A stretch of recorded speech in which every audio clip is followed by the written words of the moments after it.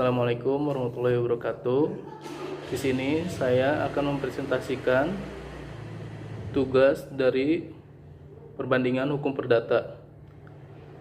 Nama saya Muhammad Anwar Riansyah, NPM 18039 dari kelas C, dosen Bututi Rastuti SHMH.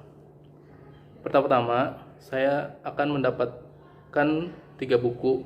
Pertama, R. Suroso, Dr. Haji Salim, HS, SHMS, Edi Septiana, Nurbani, SH, LLM.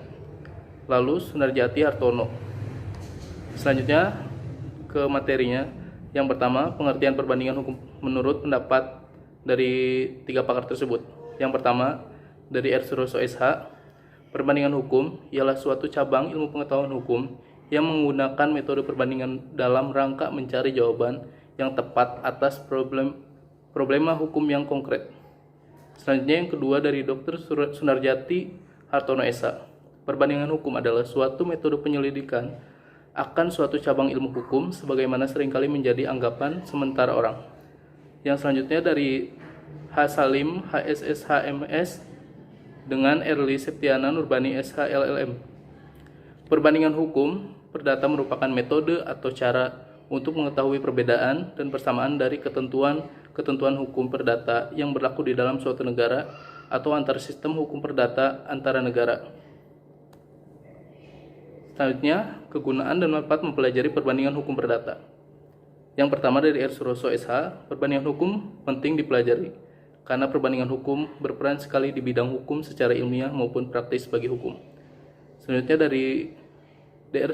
Sunarjati Hartono SH, dengan membandingkan itu, maka kita dapat menemukan unsur-unsur persamaan, tetapi juga unsur perbedaan dari kedua sistem hukum itu. Lalu dari Dr. Haji Salim, HS, SHMS, dengan Erli Septiana Nurbani, SHLLM. Yang pertama ada manfaat teoritis dengan manfaat praktis. Lalu kita materi selanjutnya, apakah perbandingan hukum perdata ilmu atau metode? Dari R. Suroso SH, menurut pendapatnya, perbandingan hukum perdata yaitu merupakan ilmu. Selanjutnya dari Dr. Sunarjati Hartono SH, perbandingan hukum perdata ilmu atau metode yakni merupakan ilmu dengan metode.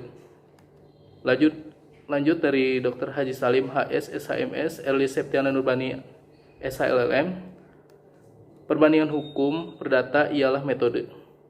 Ke materi selanjutnya, menurut buku perbandingan hukum perdata R. Suroso SH, dari hukum catatan sipil. Yang pertama dari sistem hukum Inggris atau Anglo-Saxon. Sejarah atau perkembangan catatan sipil di Eropa. Sebelum adanya catatan sipil di Eropa, sudah ada pencatatan tentang kelahiran, perkawinan, kematian, dan sebagainya. Pencatatan ini diadakan oleh gereja-gereja dan dilaksanakan oleh pastor atau pendeta yang didasarkan pada hukum gereja. Pencatatan tersebut sebagai catatan dan pembuktian atas telah dibaptisnya bayi yang baru lahir. Jadi setelah dicatat dalam daftar yang telah ditentukan, bagi yang bersangkutan diberikan surat baptis. Di dalam register dan surat baptis dicantumkan keterangan-keterangan mengenai nama, hari, dan tanggal lahir. Hari dan tanggal pembaptisan, tempat kelahiran, nama orang tua, dan lain-lain. Dari sistem hukum Romawi Jerman, yaitu Eropa kontinental, di dalam pasal 2 ayat 1 dan ayat 2 Peraturan Pemerintah Nomor 9 Tahun 1975 ditentukan bahwa pencatatan perkawinan menurut agama Islam dilakukan oleh pegawai pencatatan nikah yang dimaksud oleh Undang-Undang Nomor 32 Tahun 1954 tentang pencatatan nikah, talak, dan rujuk.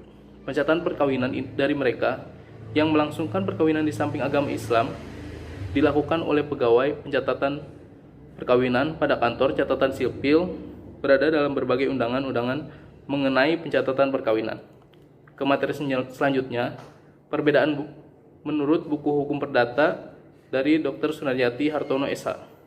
Yang pertama, Anglo-Saxon. Hukum kontrak.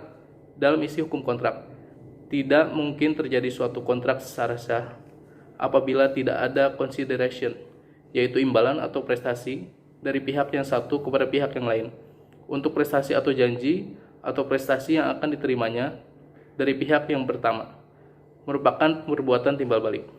Selanjutnya, Eropa kontinental, adanya perjanjian sepihak merupakan perbuatan timbal balik. Perbedaan menurut buku Perdata Dr. Haji Salim HS SHMS dengan Erli Septiana Nurbani SHLLM dari sisi hukum kontrak. Yang pertama dari Anglo-Saxon.